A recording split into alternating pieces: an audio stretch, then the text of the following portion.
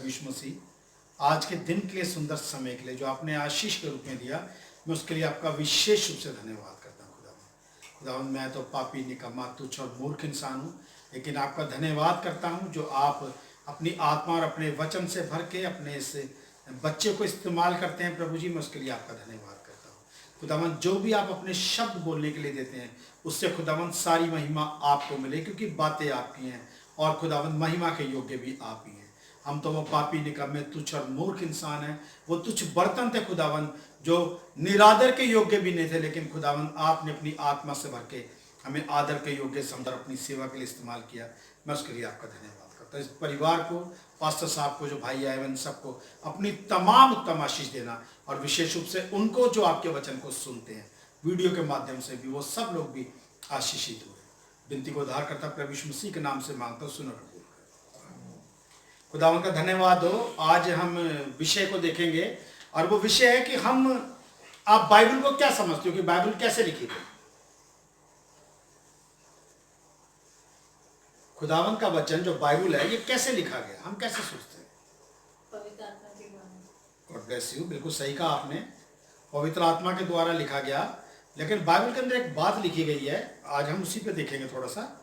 पवित्र आत्मा के द्वारा ये लिखा गया, लेकिन हमें उसके बाद भी कुछ इंस्ट्रक्शंस दी गई हैं। और आपको पता कि ये पूरी बाइबल लिखी गई है या भी कम है? कम है। God bless you. कैसे कम है? क्योंकि योना में लिखा है, बातें तो बहुत सी थी, पर मैं इस बताता तो खत्म ही नहीं होती। दूसरी बात ये है कि ये बात आपने सही लिखी है, क्योंकि प्रभु यीशु मसीह ने कितने साल प्रचार किया, बता सकते हैं? 3.5 साल। जब उन्होंने 3.5 साल प्रचार किया, तो अगर आप एक दिन की अगर एक भी बात लिखें, जबकि एक ही दिन में प्रभु यीशु मसीह हजारों चमत्कार करते थे, बहुत से लोग चंगे होते, एक दिन की अगर एक भी बात लिखें तो 3.5 साल के करीबन 1100 दिन होते हैं। क्योंकि 300 के हिसाब से ही, अगर 900 दिन तो 300 के हिसाब से हो जाते हैं 3 साल के, 65 के अगर आप लगा लो करीबन 1200 दिन होते हैं। तो मत्ती, मरकुस, लूका, यूहन्ना कम से कम 1200 पेज के होने चाहिए थे, लेकिन क्या है, वो कुछ अध्याय के हैं, छोटी छोटी बातें लिखी हुई। तो प्रभु यीशु मसीह के बारे में भी नहीं लिखा हुआ। और दूसरी बात ये, बाइबल पूरी नहीं लिखी गई, इस बात का हमें पता चलता है प्रकाशित वाक्य से, क्योंकि बाइबल में जब यूहन्ना भी कुछ लिखने लगा तो आत्मा ने उससे कहा इन्हें गुप्त रख, क्योंकि अभी वो समय नहीं आया। तो खुदावन हर बात को एक समय के अनुसार प्रकट करता है, और वो समय जब ये बाइबल लिखी गई, इसमें लिखने का वो समय नहीं था, तभी इसके अंदर वो बातें नहीं लिखी गई। आप निकालिएगा दूसरा पत्रस, उसका पहला अध्याय, उसकी 16 से लेकर 21 तक।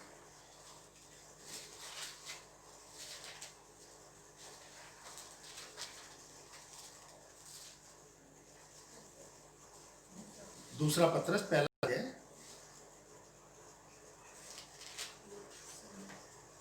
16 से 21। मसीह की महिमा कि आंखों देखे गवाह। सबसे बड़ी बात यह है कि देखो, आपने देखा होगा चर्च के अंदर ये होता है कि गवाहियां देंगे, और गवाही कौन देता है? जो आदमी खड़ा होता है, किसके बारे में देता है गवाही? अपने बारे में, कि मेरे साथ ये हुआ है। और गवाह कभी अपनी गवाही दे सकता है? उसकी गवाही कौन देता है? हमेशा जिसने उसके जीवन के अंदर बदलाव देखा। अगर आप कभी कोर्ट कचहरी में भी जाएंगे तो जज कभी ये नहीं कहेगा कि आप अपनी गवाही खुद दो। क्या कहेगा? आपके इस चीज के जो विटनेस हैं उनको आप लेके आओ, जो उसके चशमदीद गवाह है, तो वो गवाही देंगे। ठीक है ना? तो यहां पर क्या है, लेकिन हम क्या करते हैं? अपनी गवाही देते हैं। यहां पर पतरस क्या कहता है? यीशु की महिमा की आंखों देखे गवाह। यीशु की महिमा क्या? मैं वैसे आपसे पूछना चाहूंगा, प्रभु यीशु मसीह कब अपनी महिमा में आया था? पतरस के देखते नहीं, पढ़ के नहीं, वैसे बताओ। चलो पढ़ेंगे, खुदावंद का धन्यवाद करेंगे, पढ़ेंगे। पढ़िए। क्योंकि जब हमने तुम्हें अपने प्रभु यीशु मसीह की सामर्थ्य का और आगमन का समाचार दिया था, तो वह चतुराई से गढ़ी हुई कहानियों का अनुरूप नहीं था। लिखा है, पतरस कहता है, जब हमने प्रभु यीशु मसीह की महानता का और उसके आगमन का, उसकी समर्थ का समाचार दिया था ना, तो ये चतुराई से गढ़ी हुई कहानियां नहीं थी। जैसे आज की डेट में देखते हैं बहुत से लोग कहानियां लिखते हैं, कविताएं लिखते हैं, वो एक अपनी एक दुनिया बसा लेते हैं, एक चीज को एम को लेके एक कहानी गढ़ देते हैं। वो ये कहते हैं ये कोई कहानी नहीं है प्रभु यीशु मसीह की, क्योंकि बहुत से आपने देखा होगा जगह जगह लिखा होगा यीशु की कहानियां वो होती हैं जो आपने एक रचना की हो अपने आप, लेकिन ये सत्य बातें हैं, इनमें से एक भी बात झूठ नहीं है। लिखा है क्योंकि जब हमने तुम्हें प्रभु यीशु मसीह के सामर्थ का और आगमन का सुसमाचार दिया, तो वो चतुराई से गढ़ी हुई कहानियों का अनुकरण नहीं था। अनुकरण का मतलब ये कि ये वो सोच रहे हैं वो कहानी हमने अपने आप बनाई, जो प्रभु यीशु मसीह ने नहीं भी किए, हम अपने आप ही बताने लगे उसने ये भी किया, उसने ये भी किया। ऐसा कुछ नहीं। क्या लिखा है?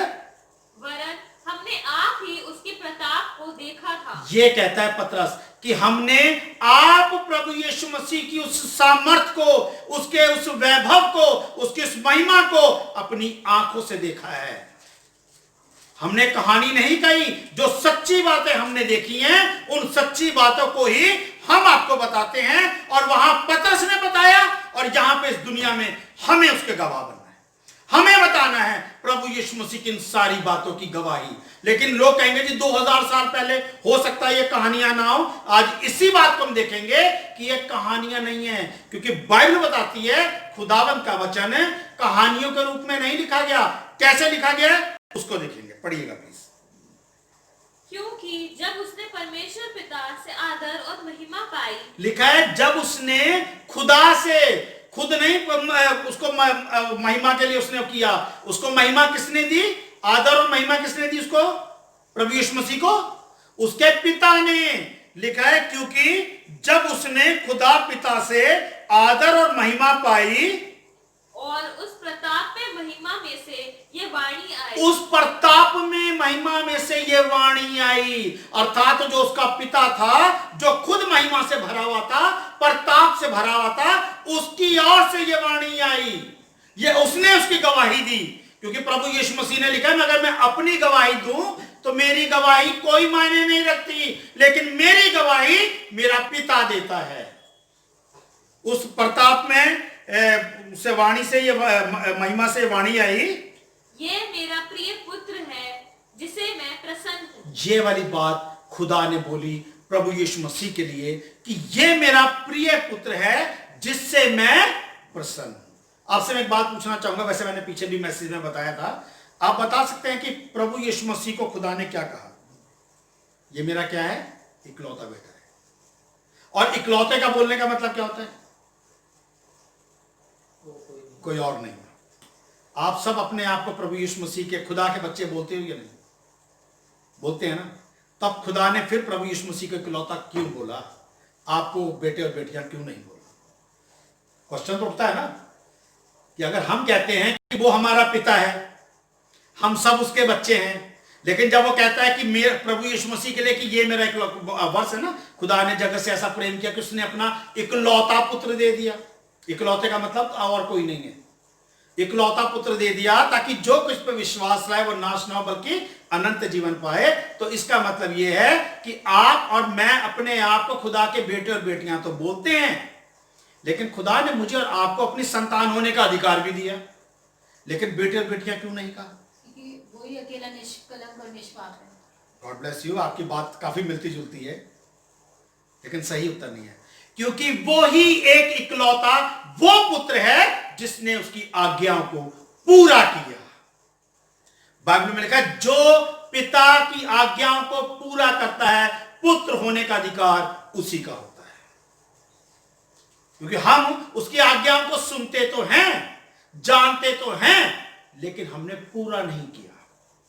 आपने तो बाइबल में पढ़ा है ना, दो बेटों की कहानी। एक को उसने कहा जाके खेत में काम कर, उसने कहा नहीं जाऊंगा, और फिर लिखा वो चला गया। दूसरे से उसने कहा जा, उसने कहा अच्छा मैं जाता हूं, और नहीं गया। तो उसका पुत्र कौन कहलाया? जिसने अपने पिता की आज्ञा को पूरा किया।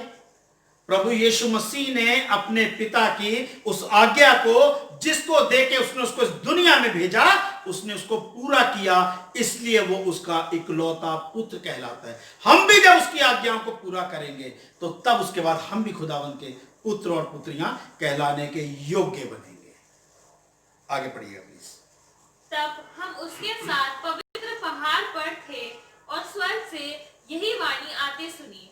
और लिखा है पतरस ने क्या कहा, आपको याद आ गया अब ये वाक्य, जब उसकी महिमा हुई थी प्रभु यीशु मसीह की। जब प्रभु यीशु मसीह पतरस, याकूब और यूहन्ना को लेके पहाड़ पर गया तो लिखा है बादल उनके ऊपर छा गया और उन्होंने क्या देखा अपनी आंखों से कि प्रभु यीशु मसीह एलिया और मूसा से क्या कर रहा है, बातें कर रहा है। और जब उन्होंने देखा, उससे पहले क्या पतरस, यूहन्ना और याकूब ने कभी एलिया और मूसा को देखा था? नहीं देखा। लेकिन उनको आत्मा ने बताया कि प्रभु यीशु मसीह से जिनसे बातें कर रहा है ये एलिया और मूसा है। इन्हीं का प्रकाशित वाक्य में भी वर्णन है कि वो दोबारा आएंगे और वो आने से पहले प्रभु यीशु मसीह से उसकी जीवन के लिए अब तेरे साथ क्या क्या होगा उसकी उससे बातचीत कर रहे हैं। और जब वो बातचीत कर रहे हैं तो पतरस ने, याकूब ने और यूहन्ना ने उस दृश्य को जब अपनी आंखों से देखा तो उन्होंने कहा जब पिता ने अपनी महिमा उसको दी, क्योंकि तभी आकाशवाणी हुई ये मेरा प्रिय पुत्र है इसकी सुनो। क्योंकि उन्होंने कहा क्या हम तेरे लिए और इन दोनों के लिए तंबू बनाएं? उसने कहा जो मेरा प्रिय पुत्र है आप केवल इसकी सुनो, इसकी बात को मानो, तंबू मत बनाओ। ठीक है, तो वो कहता है कि हमने उस चीज के हम आंखों देखे गवाह है। पतरस कहता है आगे, हमारे पास जो भविष्यद्वक्ताओं का वचन है वह इस घटना से दृढ़ ठहरा। तुम यह अच्छा करते हो जो यह समझकर उस पर ध्यान करते हो कि वह एक दिया है। सुनना, तुम ये अच्छा करते हो जो ये बात जानकर उस पर विश्वास करते हो। और क्या विश्वास करते हो कि प्रभु यीशु मसीह क्या है, एक दिया। उसने क्या कहा, जगत की ज्योति मैं हूं। उसने यहां पर लिखा है तुम ये जानकर उस पर विश्वास करते हो कि वो एक दिया है जो अंधियारे स्थान में उस समय तक प्रकाश देता रहता है। अंधियारा स्थान कौन सा हुआ? हमारा जीवन वो अंधियारे स्थान में उस समय तक प्रकाश देता है जब तक कि पौ ना फटे। जब तक पौ ना फटे, जब तक आपके जीवन में उजियाला ना हो जाए, दिन ना निकल जाए। हमारे जीवन में अगर पौ नहीं फट रही है तो ये दिया जलता रहता है मेरे और आपके जीवन में प्रकाश देने के लिए। क्या लिखा है, दोबारा पढ़ना, वो एक दिया है। हमारे पास जो तुम ये अच्छा करते हो जो यह समझकर उस पर ध्यान करते हो कि वह एक दिया है। वो एक दिया है जो अंधियारे स्थान में उस समय तक प्रकाश देता रहता है। जो अंधियारे स्थान में उस समय तक प्रकाश देता रहता है जब तक कि पौ ना फटे और भोर का तारा हमारे हृदय में न चमक उठे। और भोर का तारा, सुबह का निकला हुआ तारा हमारे हृदयों में ना चमके। केवल उन ज्योतिषियों के लिए भोर का तारा नहीं चमका था, हमारे लिए भी वो तारा एक निशानी है। जब तक वो भोर का तारा तुम्हारे हृदयों में ना चमके, हम अपने जीवन में, अंधियारे जीवन में उस दिए को, उस प्रकाश को, उस भोर के तारे को महत्व नहीं देते हैं। जबकि खुदावन चाहता है कि हमारे जीवनों में, अंधियारे जीवनों में पौ फटे, दिन निकले। पौ फटना क्या होता है? सुबह की पहली किरण जब निकलती है जो संकेत देती है उसको कहते हैं पौ फटना। आगे, पर पहले यह जान लो कि पवित्र शास्त्र की कोई भी भविष्यवाणी किसी के अपने ही विचारधारा के आधार पर पूर्ण नहीं होती। लिखा है पहले तो आप प्रभु यीशु मसीह पे विश्वास करने से, इस वचन पे विश्वास करने से पहले आप ये जान लो कि ये कथा कहानियां नहीं है। ये क्या है? लिखा है पहले तो ये जान लो कि पवित्र शास्त्र की कोई भी भविष्यवाणी किसी के अपने ही विचारधारा के आधार पर पूर्ण नहीं होती कि किसी ने बोल दिया और आप सोचे नहीं वैसे पूरी होगी। नहीं, आगे क्या लिखा है? क्योंकि कोई भी भविष्यवाणी मनुष्य की इच्छा से कभी नहीं हुई। क्योंकि कोई भी भविष्यवाणी मनुष्य की इच्छा से कभी पूरी नहीं हुई। अगर कोई भी भविष्यवाणी मनुष्य बोलता है और वह पूरी नहीं होती तो इसका मतलब उसने झूठी भविष्यवाणी की है। लेकिन अगर वही भविष्यवाणी जो उसने बोली है और उसी समय पे पूरी होती है जो समय उसने बताया है, तो वो भविष्यवाणी खुदावन की आत्मा उसके वचन के अनुसार पूरी हो रही है।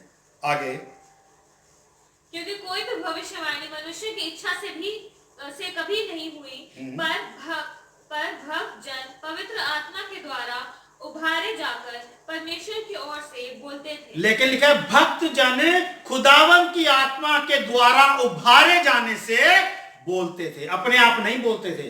अपने आप भी आज की डेट में बहुत है, क्योंकि इसमें लिखा हुआ अगर आप पढ़ेंगे यिर्मयाह में कि एक जगह प्लीज मैं देखूं अगर मुझे वो मिल जाए, लेकिन उससे पहले आप निकालिएगा दूसरा पत्रस उसका 3 का 14 से 18।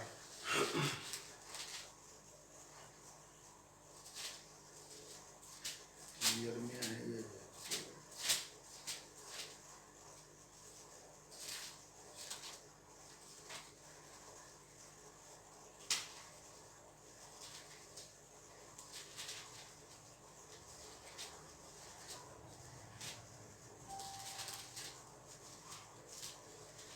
गए जी आपको जो मैंने आपको कहा था?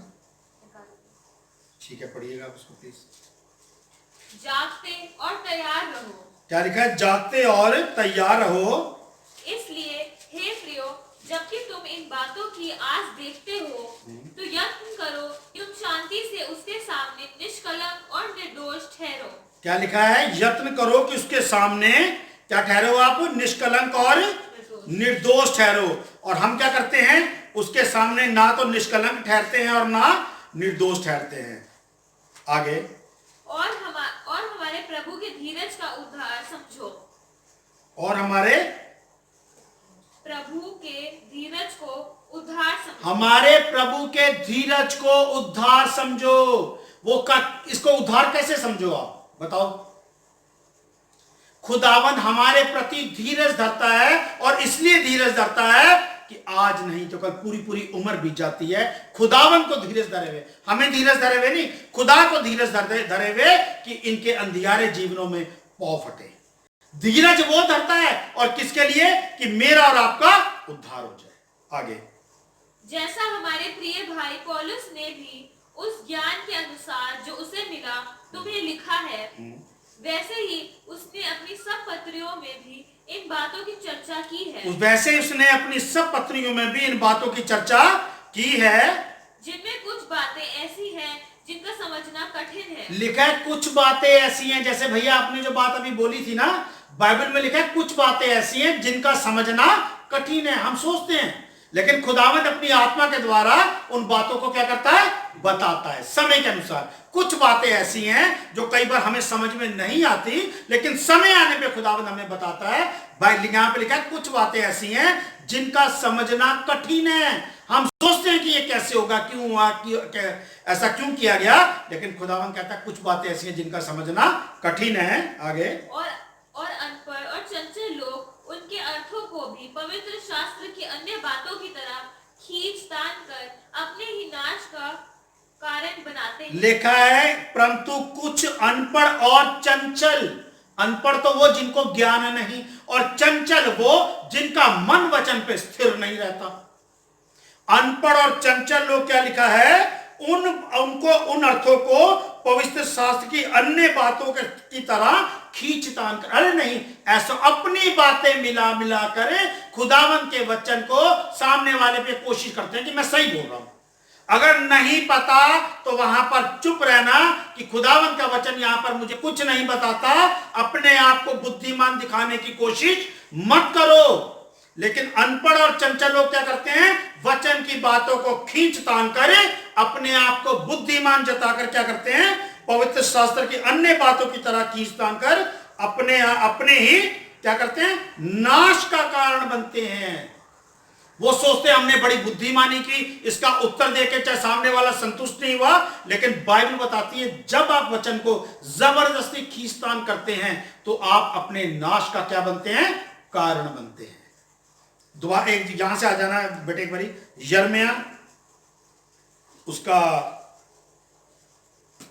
23वां अध्याय, जो अभी हमने पीछे पढ़ा था ना जी, भक्तजन उबारे जाने पर बोलते हैं। बता, इसकी पहले 16 वर्ष से पढ़िएगा, जबकि आज के वचन में था नहीं है, लेकिन खुदावन ने कहा उन दिनों में यहूदा बचा रहेगा। 23 का 16 से पढ़िए पहले। उन दिन सेनाओं का यहोवा,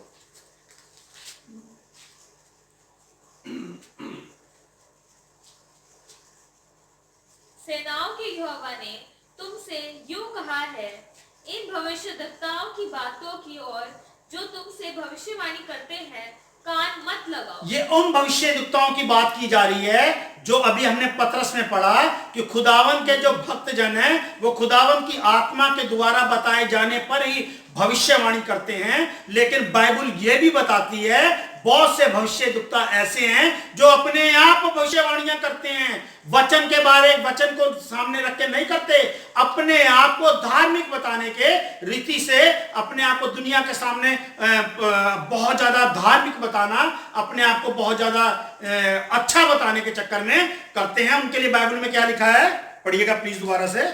सेनाओं के यहोवा ने तुमसे यूं कहा है। सबसे पहली बात तो ये यिर्मयाह खुद नहीं कह रहा है, कौन कह रहा है? सेनाओं का यहोवा तुमसे यूं कहता है, इन भविष्यद्वक्ताओं की बातों की ओर जो तुमसे भविष्यवाणी करते हैं कान मत लगाओ, क्योंकि ये तुमको व्यर्थ बातें सिखाते हैं। ये दर्शन का दावा करके यहोवा के मुख की नहीं अपने ही मन की बातें कहते हैं। यहोवा के मुंह की बातें नहीं कहते, अपने मन की बातें बोलते हैं। जैसे कोई आया, आप जाओ जी अब आपके साथ ये होगा। खुदावन का वचन जब भविष्यवाणी बहुत से लोग करते हैं ना, वो सटीक भविष्यवाणी करते हैं। जैसे प्रभु खुदावन ने उससे कहा, उससे इब्राहिम से कहा, अगली वसंत ऋतु में जब मैं आऊंगा तो तेरी पत्नी सारा के पास एक पुत्र होगा। यह है सटीक भविष्यवाणी कि जाओ तुम्हारे साथ ये होगा, तुम्हारी लॉटरी निकलेगी, ऐसा कुछ नहीं। वो अपने मन की भविष्यवाणी नहीं। आगे पढ़ो, देखो क्या लिखा है। जो लोग मेरा तिरस्कार करते हैं उनसे ये भविष्यद्वक्ता सदा कहते रहते हैं कि यहोवा कहता है तुम्हारा कल्याण होगा। देखा, जो लोग मेरा तिरस्कार करते हैं, मेरे वचन के अनुसार नहीं चलते हैं, लेकिन ये झूठे भविष्यद्वक्ता उन्हीं लोगों को क्या कहते हैं? तुम्हारा कल्याण होगा, तुम्हारा फायदा होगा, कोई नुकसान ही नहीं होगा तुम्हारा। आगे, और जितने लोग अपने हठ ही पर चलते हैं उनसे यह कहते हैं तुम पर कोई विपत्ति न पड़ेगी। लिखा है जो ढीठ होके चलते हैं वचन में, कलीसिया में, उनसे कहते हैं तुम्हारे पर तो कोई प्रॉब्लम आएगी नहीं, खुदा तुम्हारे साथ है। झूठी भविष्यवाणियां, झूठी तसल्लियां। अब पढ़िएगा इसकी 27वीं आयत से।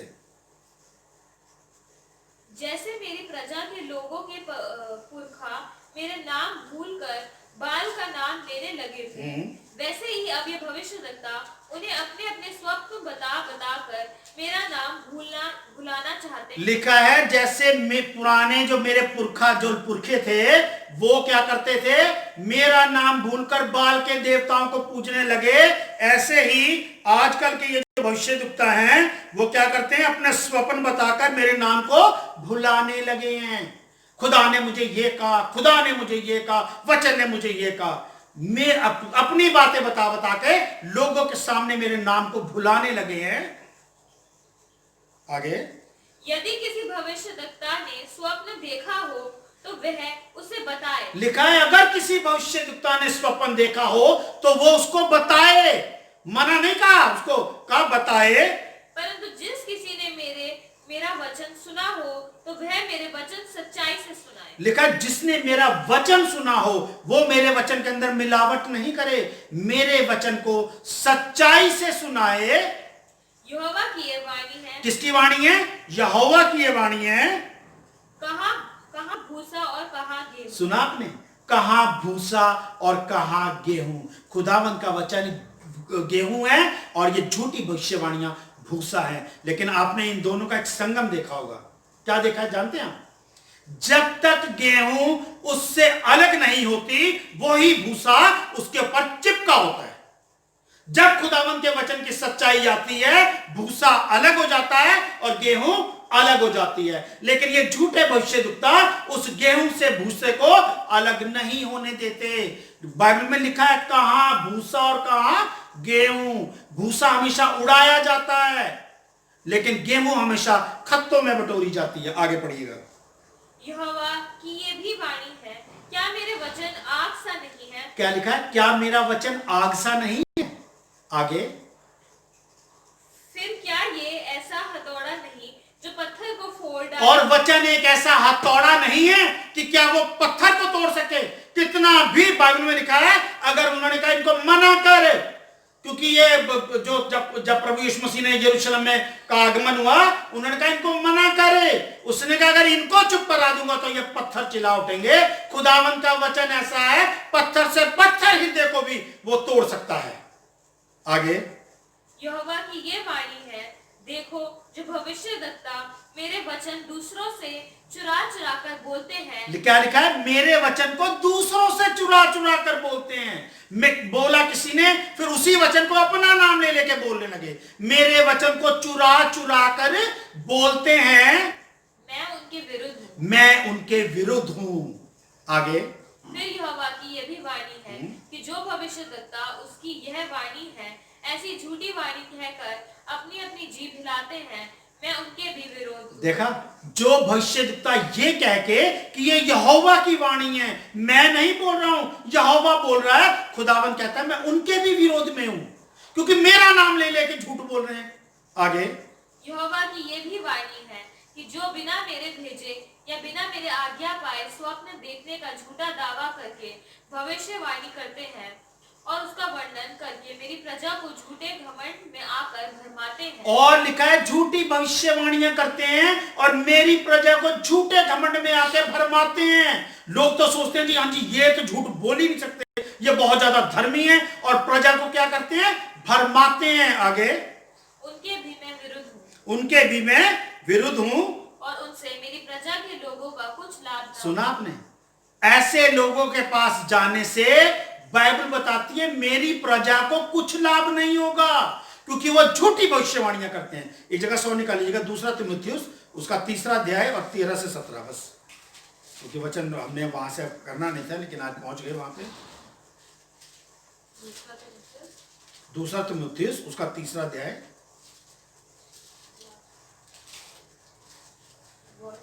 और उसकी 13 से 17। मैं एक मिनट निकाल लूंगा, एक से 2 तीमुथियुस 3 अध्याय 13 से 17। हाँ जी।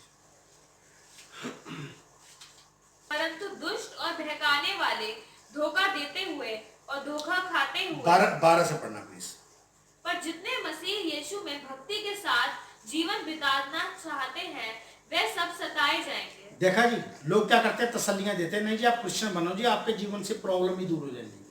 बाइबल कहती है जितने प्रभु यीशु मसीह में, जो मसीह में जीवन बिताना चाहते हैं, वो सब भक्ति के कारण सताए जाएंगे। अनिवार्य है, ये जरूरी है कि वो सताए जाएं, क्योंकि यशाया 48:10 में लिखा है कि मैंने तुझे निर्मल तो किया परंतु चांदी के समान नहीं, मैंने दुख की भट्टी में परख कर तुझे क्या बना दिया है? तुझे मैंने तैयार किया अपने लिए। यहां पर लिखा है कि जितने मसीह यीशु में भक्ति के साथ जीवन बिताना चाहते हैं वो सब सताए जाएंगे। ये अनिवार्य है। अगर सताए नहीं जाएंगे तो आप विश्वास में तैयार नहीं होगे कि जब भी कभी परखे जाओ आप ठोकर खाओगे। आगे पढ़िएगा प्लीज। परंतु दुष्ट और बहकाने वाले धोखा देते हुए और धोखा खाते हुए बिगड़ते चले जाएंगे। क्या लिखा हुआ है? परंतु दुष्ट और बहकाने वाले, एक तो धोखा देते हुए और धोखा खाते हुए बिगड़ते चले जाएंगे। धोखा देंगे भी और धोखा खा भी रहे हैं, क्योंकि सामने वाले को धर्मी बताने की कोशिश कर रहे हैं, अपने आप को ये धोखा दे रहे हैं, और खुदावन की दृष्टि में उन्हें पता है कि हम खुद गलत हैं, ये धोखा खा भी रहे हैं और वो क्या हो जाएंगे? बिगड़ते चले जाएंगे। पर तू उन बातों पर जो तूने सीखी है और विश्वास किया है यह जानकर दृढ़ बना रहे कि तूने उन्हें किन लोगों से सीखा है। लिखा है, परंतु पौलुस कहता है उन बातों पर जो तूने सीखी हैं और विश्वास किया है, ये जानकर दृढ़ बना रहा है कि तूने ये मनुष्यों से नहीं, किनसे सीखा है? पौलुस से सीखा है। तूने जिनसे उनसे सीखा है। आगे, और बचपन से पवित्र शास्त्र तेरे जाना हुआ है, जो तुझे मसीह पर विश्वास करने से उद्धार प्राप्त करने के लिए बुद्धिमान बना सकता है। अब हम कहेंगे जी बचपन से कैसे सीखा? कई लोग कहेंगे जी हम तो 10 साल पहले आए हैं मसीह में, 15 साल पहले आए हैं, 2 साल पहले आए हैं, हम तो एक उसमें, और बचपन से कैसे हमारा जाना हुआ? जिस दिन आप मसीह में आए उसी दिन आपने मसीह में जन्म लिया। और लिखा है और बचपन से पवित्र शास्त्र तेरा जाना हुआ है। जब से तूने मसीह में जन्म लिया है तब से पवित्र शास्त्र तेरा जाना हुआ है, और मसीह पर विश्वास करने से उद्धार प्राप्त करने के लिए बुद्धिमान बना सकता है। क्या कर सकता है? उस पर विश्वास करने के द्वारा आपको क्या कर सकता है? वचन बुद्धिमान बना सकता है। संपूर्ण पवित्र शास्त्र परमेश्वर की प्रेरणा से रचा गया। क्या लिखा है? संपूर्ण पवित्र शास्त्र किसकी प्रेरणा से रचा गया है? खुदावन की प्रेरणा से रचा गया है। यह किसी मनुष्य ने नहीं लिखा। आगे, और उपदेश और समझाने और सुधारने और धार्मिकता की शिक्षा के लिए लाभदायक। क्या लिखा है? संपूर्ण पवित्र शास्त्र खुदा की प्रेरणा से रचा गया है। और क्या लिखा है? सबसे पहले उपदेश, यानी कि जब प्रचार करने के लिए, और समझाने के लिए, कि आप जब भी कभी आपको समझाना पड़े वचन के अनुसार समझाने के लिए, और सुधारने के लिए, जो बिगड़े हुए हैं उन्हें भी वचन के अनुसार सुधारने के लिए, और धार्मिकता की शिक्षा के लिए लाभदायक है। कभी भी अगर आप वचन में बढ़ोगे, वचन के अनुसार चलोगे, यह वचन आपको कभी नुकसान नहीं देगा। दुनिया की हर चीज का साइड इफेक्ट हो सकता है, लेकिन खुदावंद के वचन का कोई साइड इफेक्ट नहीं है। यह हमेशा आपके लिए लाभदायक है। आगे, ताकि परमेश्वर का जन सिद्ध बने और हर एक भले काम के लिए तत्पर हो जाए। लिखा है खुदावंद का जन क्या बने? इससे सिद्ध बने, और हर एक भले काम के लिए क्या रहे? तत्पर रहे।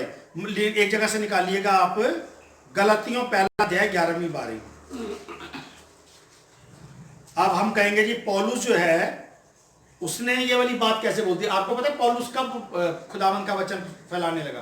प्रभु यीशु मसीह के होते हुए या उनके जीवित उठा लिए जाने के बाद? हाँ जी, पहला अध्याय अभी बता रहा हूं, वर्सेस की 11 से। मैं आपसे ये पूछना चाहता हूं कि पौलुस जो है प्रभु यीशु मसीह के जीवित रहते हुए उनके साथ जुड़ा था या उनके स्वर्गरोहण के बाद?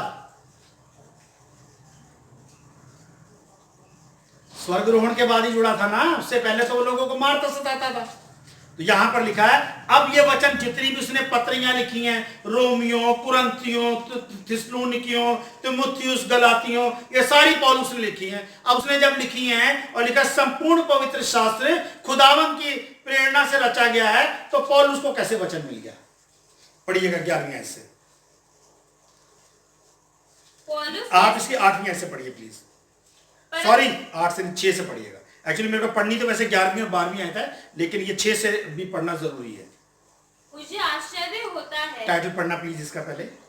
कोई दूसरा सुसमाचार नहीं। पौलुस कहता है इस बाइबल के अलावा, जबकि आपको पता है इस दुनिया के अंदर बाइबल भी बहुत बन गई, रोमन कैथोलिक्स की अलग है और भी बहुत तरीके की बाइबल्स बन गई हैं, लेकिन पौलुस कहता है कोई दूसरा सुसमाचार नहीं है। लेकिन अंत के दिनों में लोगों ने वचन को बदल दिया है, अपनी अपनी बातें मिला के अपनी अपनी बाइबलें निकालनी हैं, अपनी अपनी भविष्यवाणी की पुस्तकें निकालनी हैं, अपनी अपनी लिखने लगे हैं। जबकि पौलुस जो कहता है, जिन्होंने अपनी किताबें लिखी हैं, अपनी बातों को लिखा है, देखो पौलुस क्या कहता, पढ़िएगा।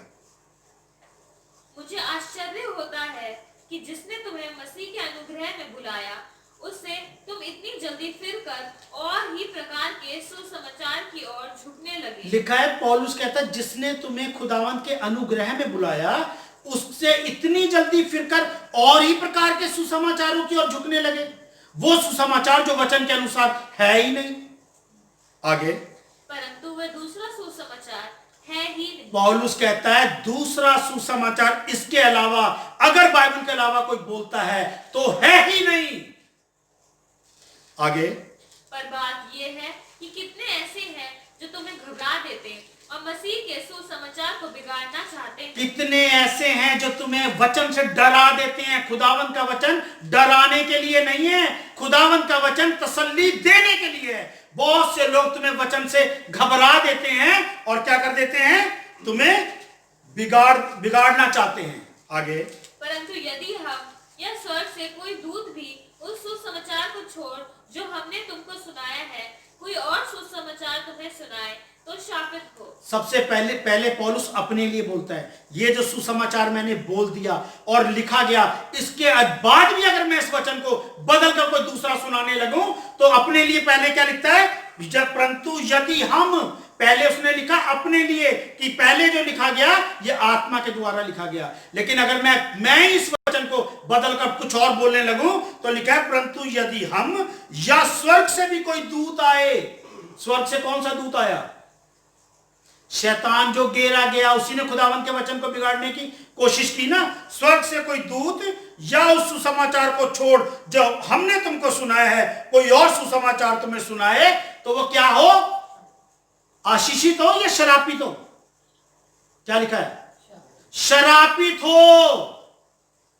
इस वचन को छोड़ के अगर कोई और सुसमाचार आपको सुनाता है, अपनी बातें मिलाकर बताता है, तो पौलुस कहता है सबसे पहले वो कहता है मैं भी अगर दोबारा इस वचन को दूसरे तरीके से बोलूं तो अपने आप को भी वो कहता है शरापित होगा वो। आगे देखिए, जैसा हम पहले कह चुके हैं वैसा ही मैं अब फिर कहता हूँ। जैसा हम पहले कह चुके हैं वैसा ही मैं फिर कहता हूं कि उस सुसमाचार को छोड़ जिसे तुमने ग्रहण किया है, यदि कोई और सुसमाचार सुनाता है तो शापित हो।